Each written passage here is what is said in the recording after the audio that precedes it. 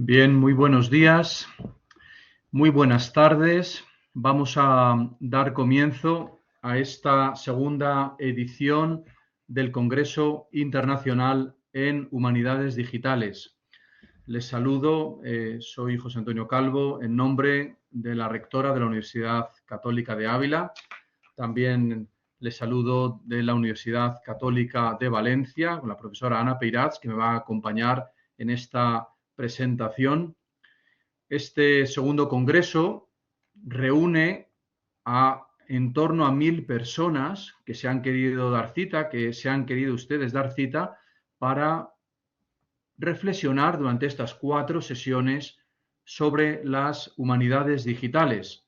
Tenemos inscritos al menos de estos países: de México, Guatemala, Honduras, Nicaragua, El Salvador, Costa Rica, Puerto Rico, Colombia, Venezuela, Perú, Panamá, Ecuador, Bolivia, Chile, Argentina, Paraguay, Uruguay, la República Dominicana, Cuba, Guinea Ecuatorial, Portugal, Brasil, Italia, Estados Unidos y Alemania, y también, por supuesto, de España, al menos que tengamos controlado. Estoy hablando de 26 países, en torno a unos 1000 inscritos. Vamos a tener estos días 9 ponencias invitadas, 9 ponencias plenarias y unas 22 comunicaciones, donde 30 comunicadores nos darán pues esas, digamos, visiones, esas interpretaciones sobre el patrimonio cultural. Vamos a tener abierto el chat durante este tiempo. Si a alguien le molestara, hay una palanca ahí de configuración para que no aparezcan las configuraciones. Si no, pues conviene siempre al final de la intervención poder intervenir, mientras la intervención dejar que cada uno se vaya expresando. Y, como digo, doy las gracias en primer lugar a los ponentes de esta segunda edición, también a los que han querido presentar una comunicación por enriquecer el panorama científico de las humanidades digitales, y a todos ustedes por participar. Confío en que sea de su agrado y podamos disfrutar todos de esta tarde en España, de esta mañana en Hispanoamérica y en Brasil, que nos reúne para disfrutar y participar en torno a las humanidades digitales. Les paso ya a mi compañera, la profesora Ana Peirats, desde la Universidad Católica de Valencia, para que también les salude y dé paso a la primera ponencia. Bien, buenas tardes desde Valencia, de la Universidad Católica de Valencia. Y en primer lugar, muchas gracias a todos los inscritos al segundo Congreso Internacional de Humanidades Digitales. Un año más, ha sido un éxito de participación con casi 1300 inscritos, con lo cual nos congratulamos mucho del hecho de contar con personas tan interesadas en el ámbito de las humanidades digitales, que por supuesto no son una nueva, digamos, una nueva etiqueta que reemplaza las humanidades stricto sensu, sino que son una herramienta, una que se irá explicando en estas intervenciones. Hay que destacar también la interesante participación de comunicantes en este congreso, lo cual supone que existen personas que tienen mucho interés en presentar sus proyectos. Y doy las gracias directamente a la Universidad Católica de Ávila por su gran acogida siempre, sin los cuales no podría llevarse a cabo este congreso, y no es un tópico, por lo que respecta a la difusión y a la divulgación de este evento. También al vicerrectorado y al rectorado de la Universidad Católica de Valencia por la implicación en celebrar este tipo de eventos. Sin más dilación, agradecer también, como no, a los asistentes no solo de España, sino también, como ha dicho mi compañero, de los diferentes países de Hispanoamérica, de Italia, etcétera, que nos acompañan en estas tardes durante esta semana. Y directamente voy a dar paso a la primera de las intervenciones, la primera conferencia inaugural del simposio, que va a ser de la profesora Llucia Martín, de la Universidad de Alicante. Llucia nos va a hablar sobre la edición sinóptica de la producción poética de Ausiàs March. Como ustedes saben, desde Hispanoamérica, si alguno no ha escuchado a lo mejor Este nombre pues, es un poeta del siglo de oro de las letras valencianas. Ella va a explicar esta edición que están llevando a cabo como proyecto de investigación sobre su poesía mediante la herramienta de las humanidades digitales. Bueno, en primer lugar, y abreviando, ¿verdad? Pues decir que Llucia es catedrática de la Universidad de Alicante, del Departamento de Filología Catalana, donde imparte la docencia de literatura medieval y, digamos, moderna también en el ámbito de las literaturas románicas. Entre sus líneas de investigación destacan los diferentes aspectos de la literatura, la bibliografía comentada de diferentes aspectos relacionados con los bestiarios medievales, también la lexicografía medieval, los corpora de autores valencianos sobre todo, la edición digital, recursos electrónicos, y también hay que destacar entre su vasto currículum, además de diferentes y amplios estudios sobre Ramon Llull, Ausiàs March, Jaume Roig, Jaume Gasull, etcétera, que ha participado en varios proyectos de investigación en la Universidad de Alicante y de Barcelona, y actualmente dirige también USIP de un proyecto precisamente sobre la edición sinóptica de los poemas de Ausiàs March, y que ha sido la directora del portal virtual Miguel de Cervantes de la Universidad de Alicante, y que ha llevado bueno, mejor dicho, la biblioteca virtual Joan Lluís Vives, espacio en el que se publican en formato electrónico gran parte de autores de la literatura como Ramon Llull, Ausiàs March, Roís de Corella, también como el Tirano Blanc, portales temáticos sobre historiografía medieval, autores contemporáneos, etc. Es decir, vemos una catedrática, una especialista no solo en literatura, sino que también ha sabido adaptarse a las exigencias de las humanidades digitales en este entorno del siglo XXI que está tan, digamos, tan enraizado en las nuevas tecnologías. Bueno, y nada más, dejarle la palabra a la profesora Martín, agradecerle su colaboración y su aceptación.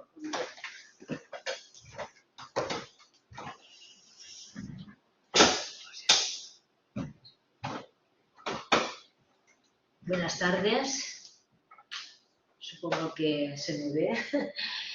Bueno, yo quería, antes que nada, agradecer a los organizadores el que me inviten a explicar este proyecto de investigación. Un proyecto que ahora lo explicaré más detenidamente. Ya llevamos varias convocatorias de proyectos y en total unos 10 años que estamos trabajando con la obra de Ausiàs March, porque es uno de los autores más enrevesados en lo que se puede decir su tradición textual y su poética también. Muchas gracias a los organizadores, José Antonio, amiga Ana, y muchas gracias también a todos los participantes. Buenas tardes desde España, buenos días a los que estáis al otro lado del charco. Y, en fin, bueno, pues y gracias también por la presentación que ha hecho Ana, pues un poco como nos une la amistad, pues más por amistad que por méritos. Bueno, muchas gracias. Ya tenemos, ustedes ven bien la presentación, se ve perfectamente. Bueno, pues el proyecto de realizar una edición sinóptica de las poesías de Ausiàs March surge como consecuencia de mi paso por la biblioteca virtual Joan Lluís Vives, que empecé a trabajar en este proyecto con el siglo XXI porque me nombraron directora de este espacio justo el año 2001, y ahí empecé a trabajar y empecé bueno, pues a aprender un poquito más sobre ediciones que se podían consultar por internet, bibliotecas virtuales, bibliotecas digitales. Y uno de nuestros objetivos pues era realizar una serie de espacios, de webs, donde se reuniera el mayor número posible de recursos sobre un autor. En realidad, bueno, nuestra idea era que de toda la literatura medieval y moderna, pues tener un canon de autores y de obras que reunidos en espacios independientes por autor o por obra, pues ahí el usuario encontrara originales de las obras, transcripciones, recursos y todo lo que pudiéramos en aquel momento ofrecer, ¿no? Y así hicimos en el año 2009, empezamos con una página sobre Ausiàs March, el poeta más importante de las letras valencianas del siglo XV. La transmisión de los textos poéticos de Ausiàs March es una de las más complejas de la producción de cualquier poeta medieval, ¿no? Castellano, catalán, valenciano, posiblemente europeo. El conjunto de testimonios manuscritos que conservan su obra son 14 manuscritos.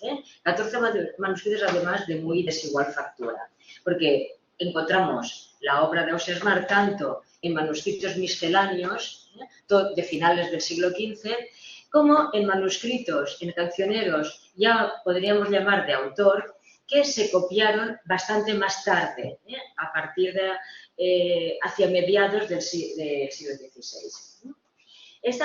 A esta complejidad textual se une el número realmente elevado de poesías que se conservan de nuestro autor. Se conservan 128, algunas de una extensión muy considerable. Y bueno, teníamos una serie de incógnitas sobre cómo se había transmitido la obra de nuestro autor. Hay que comentar también que hay mucha bibliografía sobre la obra de Ausiàs March, pero poca sobre los problemas de su tradición textual.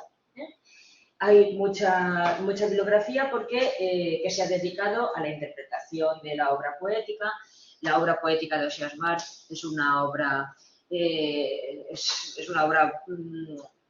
dolorosa, transmite un sentimiento amoroso irresoluble, un conflicto amoroso irresoluble, transmite dolor, transmite un discurso amoroso realmente interesante, pero también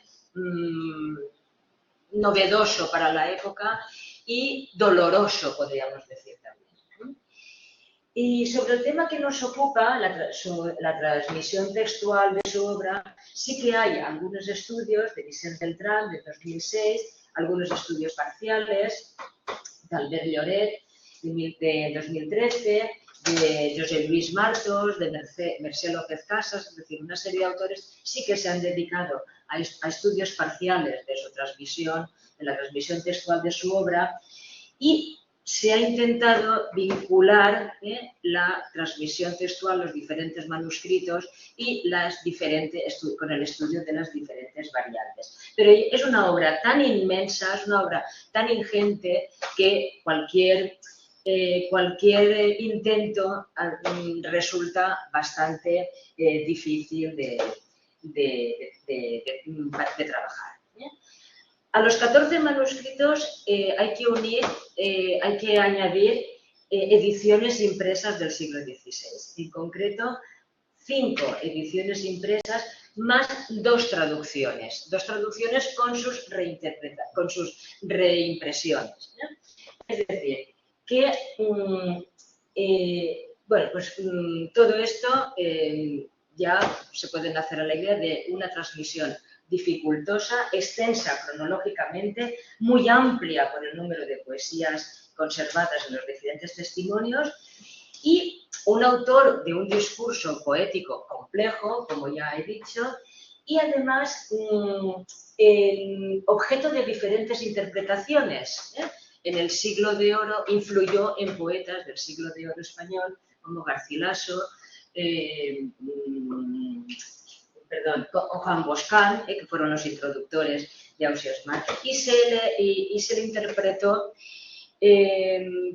desde un punto de vista petrarquista, es decir, se interpretó su obra como un autor, parejo a la obra de Petrarca, como un devenir poético, un devenir vital que recordaba a la obra de Petrarca. Por todo esto, estamos convencidos que una edición sinóptica en la que podamos consultar todos los testimonios manuscritos e impresos en paralelo de su obra, pues, nos puede ayudar perfectamente al estudio de la tradición textual, nos puede ayudar a observar la evolución poética, la interpretación de editores y las variantes textuales que vamos encontrando, así como la filiación entre diferentes testimonios. La realización de esta empresa es bastante complicada. También implica una cierta novedad. Y claro, ante todo este volumen de textos era necesario pensar en un proceso automatizado. De esta manera, la técnica que hemos desarrollado para este proyecto, pensamos hemos desarrollado unas técnicas para este proyecto en concreto, pero pensamos que son susceptibles de ser aplicables a otros proyectos similares en el estudio de obras poéticas de otros autores poéticos, sin descartar en un futuro también a obras en prosa. Pero de momento, tenemos la automatización, el proceso automatizado para la elaboración de la edición sinóptica de las poesías de Ausias Marc. Bueno, el proceso de trabajo se inicia con la transcripción de los textos, la transcripción de los diferentes testimonios manuscritos. Todos los testimonios manuscritos y impresos, toda la tradición textual marciana se puede consultar en la página web de la Biblioteca Virtual Miguel de Cervantes o Biblioteca Virtual Joan Lluís Vives. La Joan Lluís Vives es una sección de la Biblioteca Virtual Cervantes. Pero desde la página principal de la Biblioteca Virtual Cervantes, que seguro que conocen perfectamente, en el buscador Ausias Marc y aparece la página en la que hemos recopilado todos los testimonios manuscritos e impresos y también las traducciones con sus transcripciones. Vale, y empezamos por las transcripciones, que es como iniciamos el proceso de trabajo. Se consideró que lo más adecuado para este tipo de proyecto era realizar una transcripción paleográfica, lo más aproximada al original. De manera que los criterios que establecimos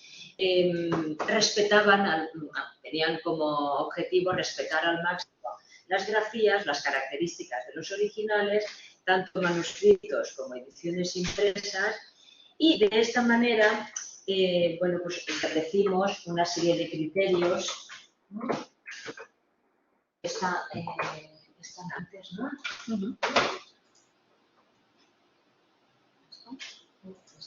Sí. Bueno, ahí sí, ahí está. Sí, esta primera fase del proyecto. Sí. En la transparencia, hemos reproducido aquí los criterios de transcripción, que se basan, son unas transcripciones paleográficas y se basan en el máximo respeto al original. Por eso decidimos no alterar inclinaciones, ni siquiera ni separar palabras ni nada.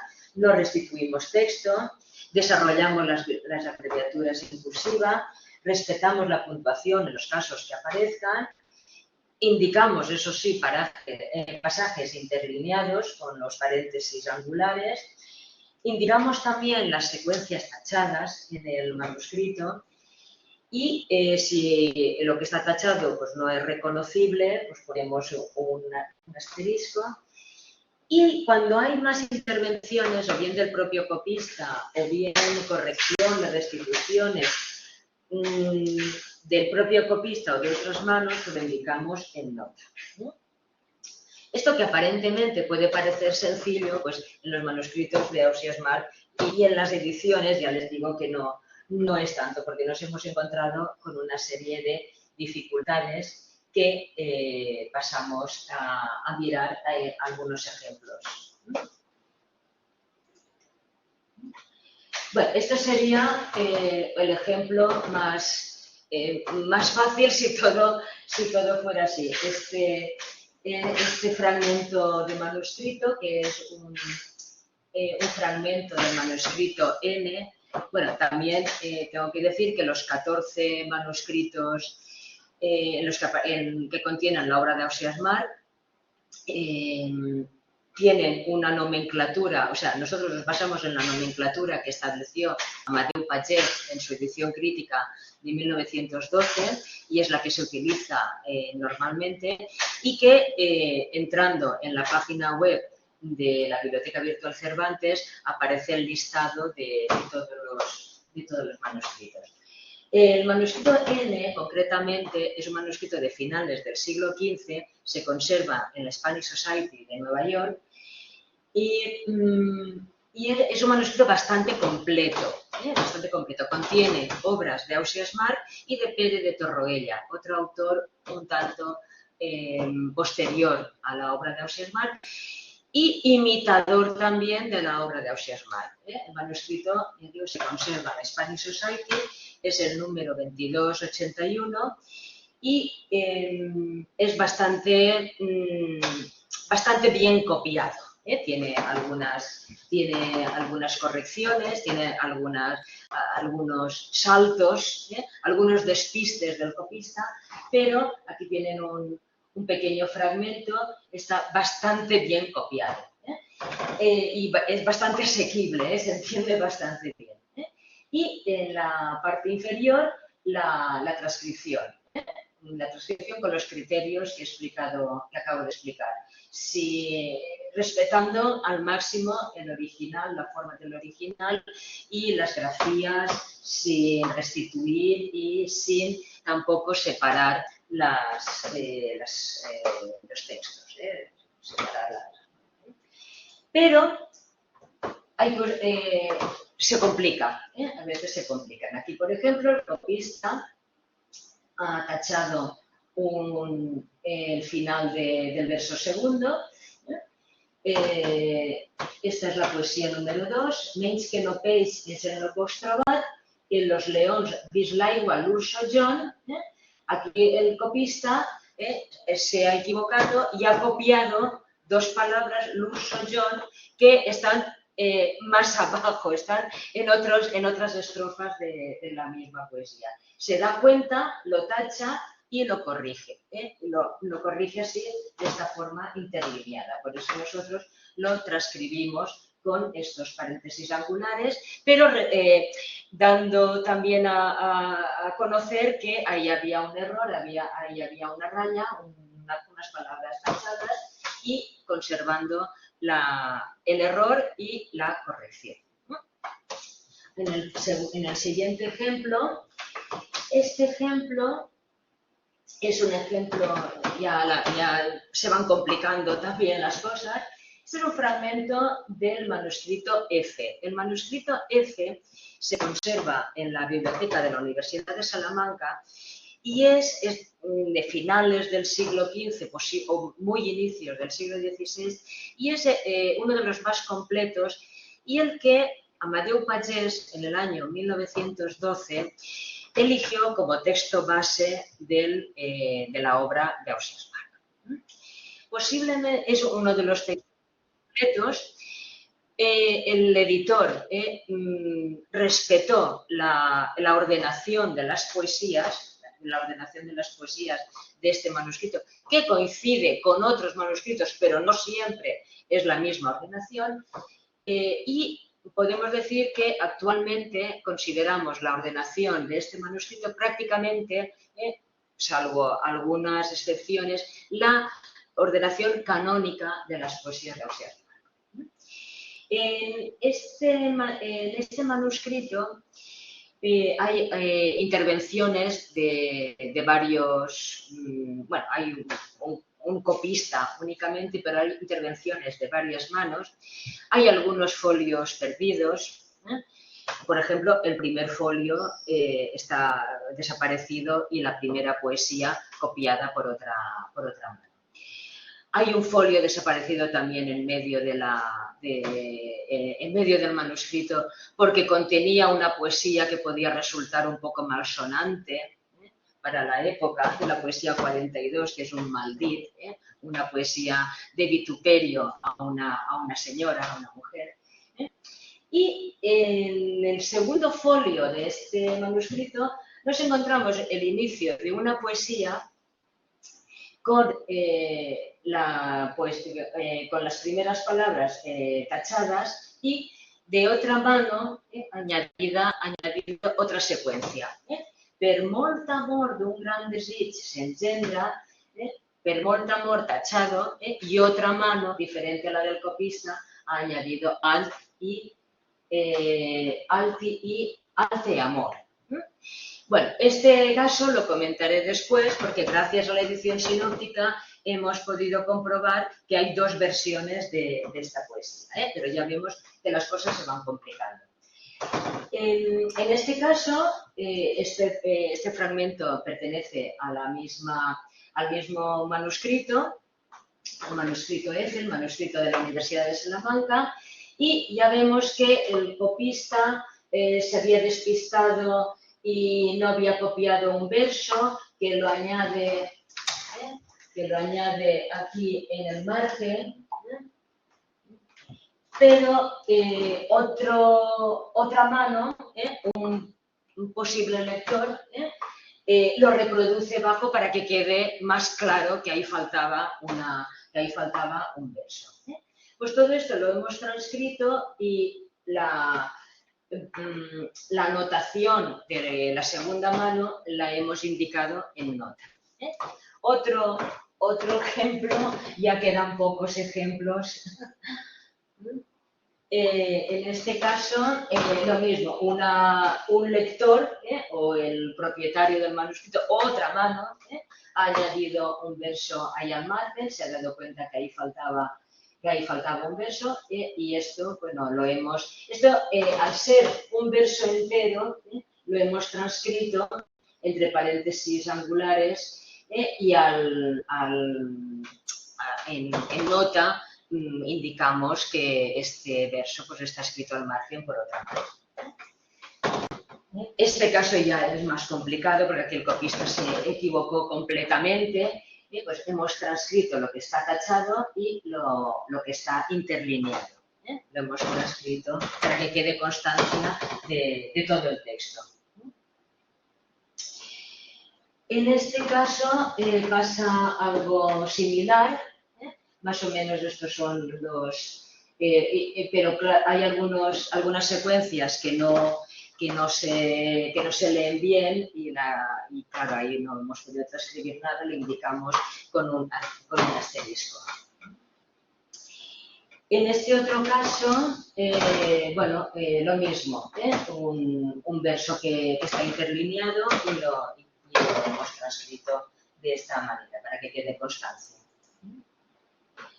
En este caso, este fragmento pertenece a otro manuscrito, en concreto el manuscrito G, que se conserva aquí en Valencia, en la Biblioteca Histórica de la Universidad de Valencia, y es un volumen facticio, es un volumen hecho de diferentes volúmenes, construido de diferentes partes. Incluso hay bastantes poesías repetidas y en concreto son 4 partes las que se han diferenciado de este manuscrito.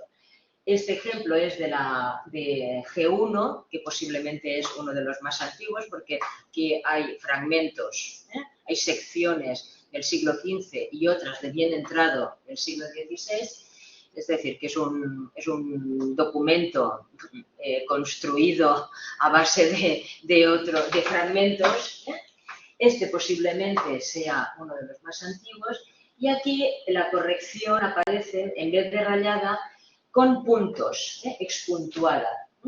No se aprecia bien en la imagen, pero la corrección del primer verso de la palabra bens, del primer verso, está al margen, no se aprecia bien, pero está al margen corregida.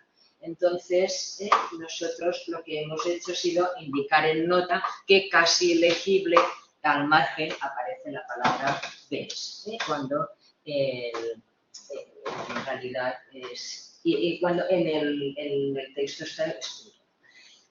Algunos problemas que presentan las ediciones. Esta, por ejemplo, es la edición de 1543. Como en 1543 ya prácticamente ha pasado un siglo de la composición de las obras de Ausiàs March, los lectores, pues hay fragmentos, hay secuencias que no entienden. Entonces este editor, un editor de Barcelona, Carles Amorós, muy inteligentemente añadió al margen algunas palabras oscuras, de aquellas palabras que pensaba que sus futuros lectores no entenderían de la obra de Ausiàs March, las añade al margen. Aquí en este caso encontramos meriu per meriteu. Meriu significa merecer. Pero esto ya los lectores, ya después de casi un siglo de composición de las poesías, aquí mis lectores esto no lo entenderán. Pues lo que hace es intentar traducirlo o actualizarlo. Claro, y este problema pues lo hemos tenido también que resolver para la edición sinóptica. En otro caso, bueno, pues los impresores confundían muchas veces la N con la U. Entonces aquí en las ediciones del siglo XVI, pues se nos presentan muchas veces las confusiones. En este caso sí que hemos optado por el criterio de regularizarlo, porque claro, no tiene sentido que aparezca una N donde tenía que aparecer una U o al revés. Después hay otro problema con los ejemplares de las ediciones, y es que no todos los ejemplares contienen el mismo texto. Aquí, por ejemplo, el ejemplar que hemos utilizado para la transcripción presenta un verso y dice: per la mort és oberta la serrera, la serrera, ¿no? Que se pronunciaría así. Pero en otros ejemplares de la misma edición está corregida esa palabra que es carrera. Así lo hemos podido constatar en ciertos ejemplares consultados, y al final lo que optamos es por indicar en nota estas desavenencias entre los ejemplares. Y en fin, hay otros problemas que aparecen en las ediciones a la hora de transcribir, que indicamos en nota. Si com aquell que adorm amb artifici, pues aquí el cajista se ha equivocado y en vez de adorm, de dormir, ha escrito o ha compuesto adrom. Bueno, pues eso lo mantenemos y lo indicamos en nota. Y estos son algunos ejemplos de las dificultades que nos hemos encontrado en la transcripción. Pero claro, ahora viene el proceso de elaboración de la edición sinóptica. ¿Qué pretendemos con una edición sinóptica? Bueno, pues lo que pretendemos es presentar todos los testimonios de una poesía Si la poesía se conserva en 14 testimonios manuscritos, afortunadamente no todas las poesías se conservan en los 14 testimonios manuscritos, y 5 ediciones, pues que nos aparezcan estos 19 testimonios alineados en columnas para poder observar para poder observar fácilmente si faltan versos, si faltan estrofas, y en un estudio ya un poco más detenido, ver las diferentes variantes. ¿Qué hemos utilizado para hacer esta automatización? Bueno, pues nos hemos servido de la opción que nos daba el software de LaTeX. Y gracias a la colaboración de un investigador de la Universidad Politécnica de Valencia, pues hemos podido desarrollar todo este proceso automatizado.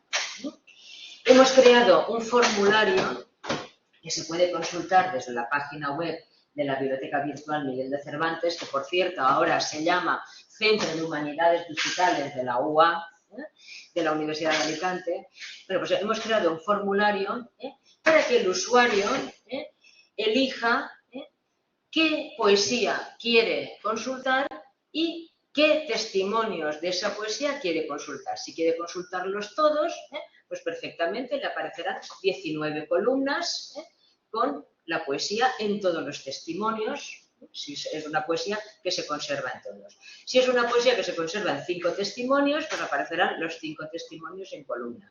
Si es una poesía que tiene problemas de transmisión, pues también le aparecerán esos problemas de transmisión en las diferentes columnas. Por tanto, hemos utilizado esta tecnología y hemos creado un formulario para que el usuario, para que el investigador elija qué poesía quiere trabajar, qué poesía quiere consultar y en qué testimonios, en todos o en una selección. Bueno, pues a mí me interesan solamente los testimonios de las ediciones impresas del siglo XVI. Se elige la poesía que quiere y los testimonios que desea consultar. Bien, esta es la imagen. Si entran en la Biblioteca Virtual Miguel de Cervantes, en la página web de Ausiasmar, ese es el formulario. Aquí está la columna de la poesía y aquí los testimonios que cada usuario puede consultar, si quiere todos o una selección. ¿Pasemos? Bueno, nos encontramos con una serie de problemas técnicos. La estructura del texto, hemos considerado como la estrofa. Por lo tanto, el paso previo a todo este trabajo era crear una base de datos de estrofas. Y estrofas nos hemos encontrado estrofas de 8 versos, que es lo habitual, poesías escritas en estrofas de 10 versos, tornadas, que son las estrofas del final de 4 versos, o otras que solamente tienen 2 versos. ¿Qué hacemos cuando faltan o sobran versos? Si hay versos adicionales, no hay problema, el sistema lo reconoce. Pero cuando falta algún verso de alguna estrofa, hemos tenido que dejar un espacio en blanco para que el sistema después pueda alinear todos los testimonios, que se presente en una sincronización horizontal. Pero hay otra serie de problemas, y es que algunas estrofas presentan rúbricas y otras no. Si no tenemos esto en cuenta, ya la sincronización horizontal ya no se puede realizar. Entonces, hemos tenido que buscar una solución a los poemas incompletos, a los testimonios que tienen rúbricas, los que no tienen rúbricas, y para eso hemos tenido que preparar. Bueno, y aparte de los problemas técnicos, hay unos problemas textuales. Poesías incompletas, que se tiene que indicar las estrofas que faltan. Pues algunas poesías tienen en algunos testimonios estrofas adicionales, como es el caso de la poesía 68, marcas al final de la poesía, marcas entre las estrofas, o incluso otro problema que nos encontramos es que hay poesías facticias, es decir, un texto compuesto por estrofas de diferentes poesías. Bueno, o poesías repetidas en un mismo testimonio. Entonces, todo esto lo hemos solucionado de la siguiente manera. Hemos marcado el texto, un etiquetado lo más simple posible, indicando si hay una rúbrica, si hay una anotación entre las estrofas, los testimonios que a la tornada precede la rúbrica tornada, que en unos sí, en otros no. Incluso hay hay algunas poesías que además de la tornada llevan una endresa, una dedicatoria, podríamos decir. Otros que al final aparece una anotación. Bueno, pues todo esto es el etiquetado, que más o menos quedaría así. Quedaría así. Quedaría así etiquetado y además, precediendo cada poesía, indicamos N es el testimonio, la sigla del testimonio en concreto, la numeración de esa poesía en el testimonio y, entre paréntesis cuadrados, la numeración según la edición canónica, la edición crítica de Amadeo Pachés. Para saber en qué poesía estamos, claro. Y, bueno, esto es otro ejemplo de cómo quedaría etiquetado el texto. Claro, de todas estas etiquetas, que son muy simples, después el sistema pues las transforma en códigos para que la edición aparezca al leer. Bueno, pues como he comentado, hemos utilizado el sistema de composición de textos LaTeX. LaTeX, parece que diga látex, pero el colaborador técnico que tenemos siempre me corrige y dice, no, se tiene que pronunciar LaTeX. Es un software libre, muy versátil, que se puede aplicar a cualquier tipo de texto. Los científicos lo utilizan para fórmulas matemáticas y esas cosas que hacen ellos. Utiliza el texto plano y el sistema compila y genera un documento en PDF que previamente le hemos dado las órdenes que queremos, conforme queremos que nos aparezca. Bien, el código fuente es generado por unos algoritmos que interpretan las marcas que nosotros hemos colocado como en los ejemplos que les he mostrado antes. Hemos utilizado, yo no, el técnico ha utilizado un lenguaje de programación que se llama MATLAB, pero ahora dicen los técnicos que es mejor utilizar el Python y que aporta más flexibilidad y por lo tanto es el siguiente paso que vamos a hacer y todo esto se puede integrar fácilmente en la web. Por eso se puede consultar de forma tan fácil. Bueno, pues en este esquema más o menos se resume el proceso. Claro, nosotros trabajábamos en Microsoft, en Word. Entonces trabajábamos en Word y ahí a los textos en Word les añadimos las marcas sencillas, para que se reconocieran el texto extra, que se reconociera que faltaba una estrofa, que estaba incompleta o que era un poema facticio. Todo esto se convierte a LaTeX. Las marcas se convierten en comandos que darán formato al texto. Separamos las estrofas en una base de datos de manera que las plantillas de LaTeX se componen después cuando el usuario elige en el formulario qué poesía quiere consultar y en cuántos testimonios, estas plantillas generan el documento para realizar la sincronización. Sí. Bueno, en este esquema es más o menos el mismo proceso.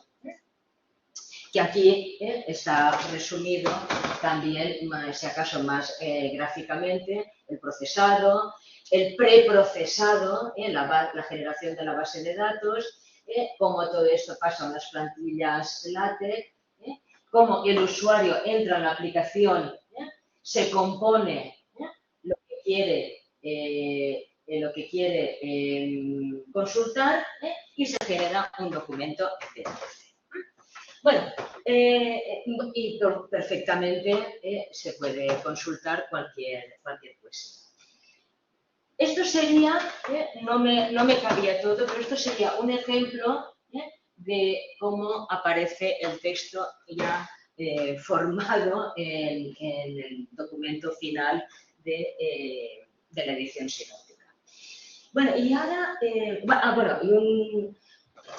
un segundo proceso, ya una vez tenemos toda esta automatización, un segundo proceso sería la transformación en TEI XML, que bueno, pues sería también muy interesante que toda esta información la pudiéramos pasar a el lenguaje con una apropiada codificación de las poesías. Bueno, ¿qué utilidades para un investigador en la obra poética de Auxerre? ¿Qué utilidades tiene esta edición? Aparte de la mera curiosidad de decir, bueno, pues voy a componer, la poesía número 23 de Auxerre, voy a ver por curiosidad cómo aparecen todos los testimonios. Bueno, eso es una curiosidad, pero ¿qué utilidad tiene? Bueno, pues la utilidad, por ejemplo, es observar la transmisión regular o irregular de una poesía. Generalmente, el extenso poemario de Auxerre, en este extenso poemario encontramos unas poesías que parecen que tienen una transmisión bastante regular, los que posteriormente se llamaron los cants de amor, las poesías que describen un proceso amoroso. En cambio, hay una serie de poesías mucho más extensas, los cants de amor están entre 44 y 60 versos. En cambio, hay una serie de poesías mucho más extensas que tienen una transmisión mucho más complicada. Y es el caso, por ejemplo, de las poesías 106, 103 y 104, que aparecen fragmentadas en diferentes testimonios o aparecen copiadas aparecen copiadas de forma diferente o aparecen en las estrofas revueltas, por ejemplo, en el caso de la poesía 104 es un caso bastante extremo. Entonces, la edición sinóptica, esta sincronización horizontal de todos los testimonios, nos permite, en principio, ver que hay algo que no cuadra y después interesarse por ese proceso y poder, bueno, pues estudiar el porqué de esa transmisión más regular, más irregular, más ordenada, más desordenada. O también, tornada breve, sí. Después hay algunas poesías, por ejemplo, también la edición sinóptica también nos permite delimitar un poco mejor la identidad textual de algunas poesías. Actualmente las ediciones canónicas separan la poesía 29 y la poesía 30 en dos poesías, en dos textos, pero hay algunos testimonios que aparecen unidas, como si fuera una poesía sola. O bien la poesía 27 tiene dos versiones, una de 44 versos y otra solo de 20 versos.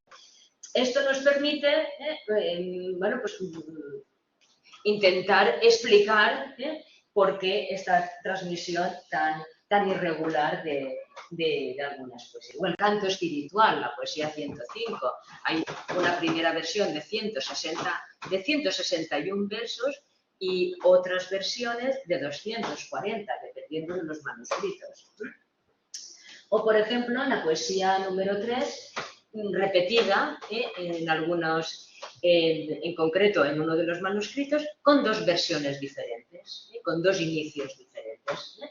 Esto sería una de las utilidades que podemos observar de la elaboración de una edición sinóptica. ¿Así? Este sería el caso, por ejemplo, de la poesía, de una de las poesías que tiene dos versiones. En el manuscrito K, una poesía, este es el caso de una poesía que en uno de los testimonios le faltan dos estrofas. El caso es el caso de la poesía 104. Este es el caso de la poesía que es 106, ¿no? Que también le faltan, en algunos testimonios, le faltan algunas estrofas. Este es, bueno, aún no está completo, pero así es un poco como aparecería, le aparecería a un usuario que elige la poesía 103 en todos los testimonios. Este es un poco la imagen que tendría, ¿no? Bueno, esto ya lo he dicho, que hay algunas poesías en las que se puede identificar diferentes versiones, dependiendo de los testimonios. Este es el caso de la poesía 27, tiene en algunos testimonios una versión completa y una versión fragmentada. Y este es el caso de la poesía número 3, que tiene dos versiones. Una versión que empieza por per molt amor que en grandes dits s'engendra, que parece ser la más antigua, y otra versión es ante amor don grandes dits s'engendra, que parece que sea una versión posterior. Bueno, y podría darles más ejemplos de poesías facticias, de poesías que están formadas por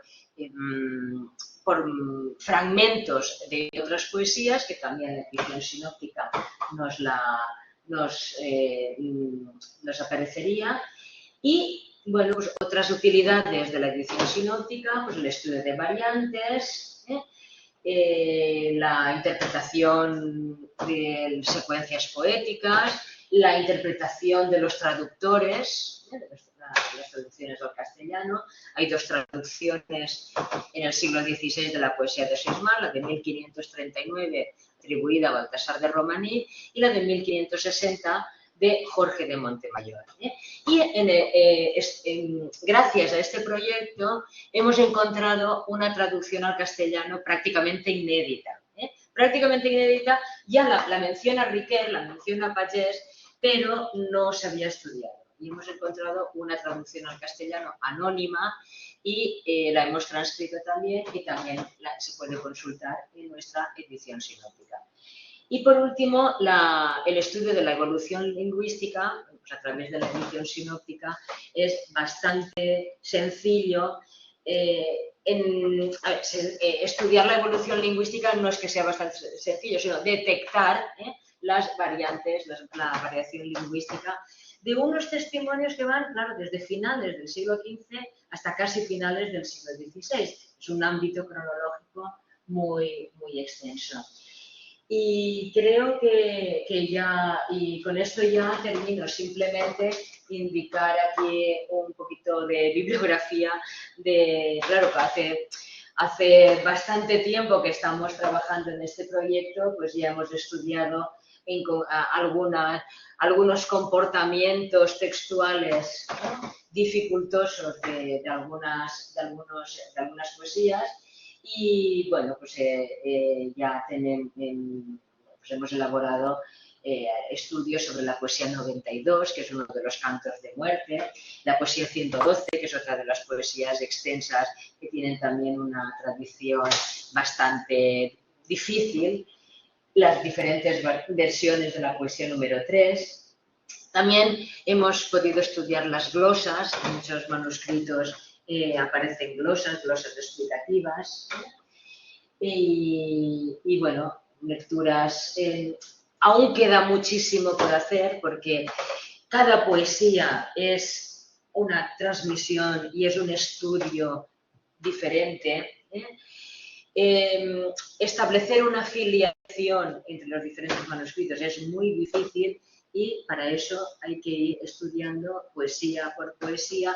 De cada poesía se podría sacar un Stemma Podicum, totalmente. Además, no soy yo la única tampoco que lo advierte y que lo dice.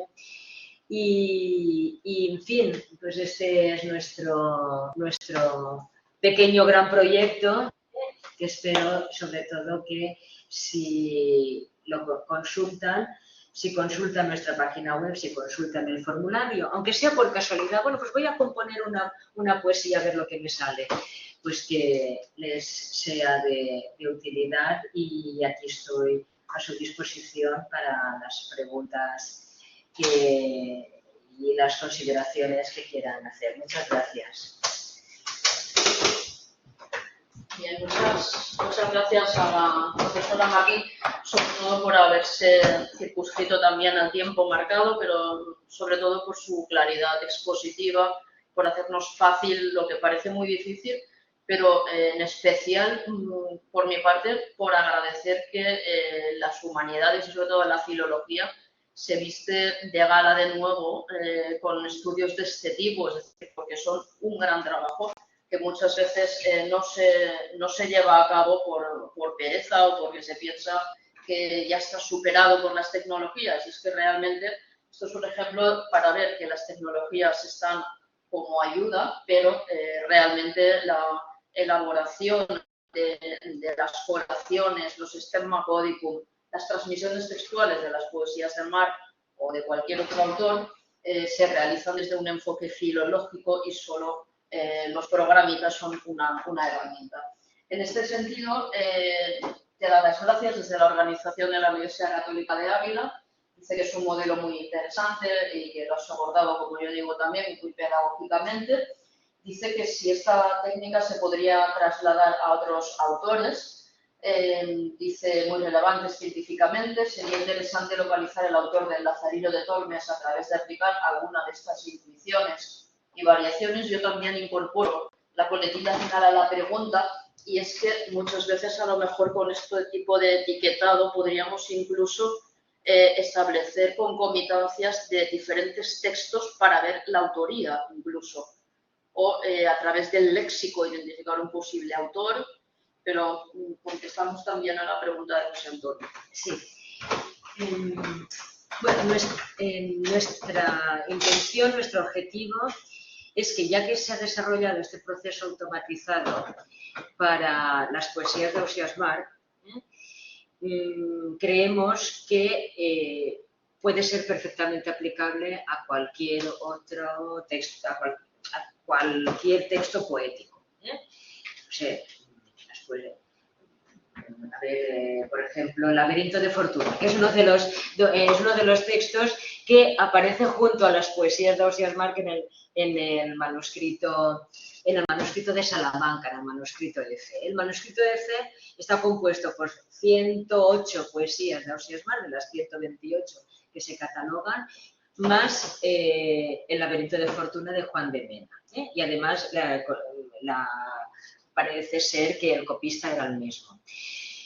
Bueno, pues ya que hemos desarrollado este sistema automatizado, perfectamente se podría desarrollar el mismo sistema con este mínimo etiquetado. El etiquetado simplemente, que hemos desarrollado, simplemente es para resolver estos problemas textuales que nos daban los manuscritos. Que uno tenía un texto adicional, que otro testimonio tenía rúbricas, el manuscrito D, por ejemplo, no tenía rúbricas, o el manuscrito B no tenía rúbricas. Entonces, más o menos, es el único tipo de etiquetado que hemos hecho. Así que creemos, y yo estoy casi en condiciones de decir, que se podría aplicar a cualquier texto poético. Otra cosa es los textos en prosa. Los textos en prosa, como la unidad que hemos establecido es la estrofa, y de ahí se genera la base de datos de estrofas, tendríamos que buscar una unidad para textos en prosa también. Capítulos, secciones, párrafos. Eso aún no lo tenemos desarrollado. Y si a través de ahí localizar por estilemas o por secuencias un posible autor, ya digo que esto es un primer paso, esto es un primer paso de una futura edición digital. Es un primer paso que nos permite en una primera vista ver el esquema del texto, el esquema de la transmisión del texto. Y un estudio ya más detenido pues ya nos permite ver variantes y claro, y así ir estudiando estilemas, expresiones. Pero lo nuestro es más un primer paso que nos permite ver el esquema. Perfectamente se puede aplicar a otros textos poéticos y que tengan de unidad la estrofa, y para textos en prosa tendríamos primero que estudiar qué unidad utilizaríamos, pero seguro que la encontraríamos. Bien, no me cabe duda de que la encontraría, porque tú sabes, cuando pretende algo lo consigue. Y nada más que agradecerte desde la coordinación tanto de la Universidad Católica de Ávila como desde la Universidad Católica de Valencia, en primer lugar, haber aceptado participar como ponente y, en segundo lugar, pues ofrecernos esta degustación de lo que viene a ser una edición sinóptica de un proyecto ambicioso.